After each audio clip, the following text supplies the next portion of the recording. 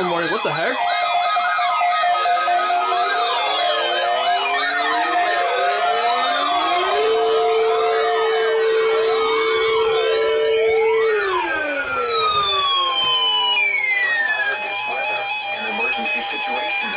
That's a decoder fail.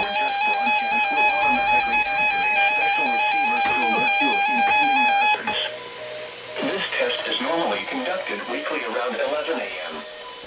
If hazardous weather is imminent or occurring, the test may be canceled. To provide the most consistent warning service possible, the alert tones will only be activated for the following counties in the KDO89 listening area: in Missouri, St. Louis, Franklin, Jefferson, Lincoln, St. Charles, Warren, and the city of St. Louis.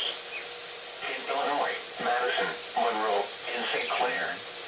If your receiver was tone activated, the alert function will automatically reset after the test.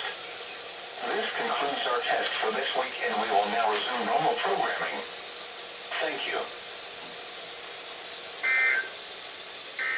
Well,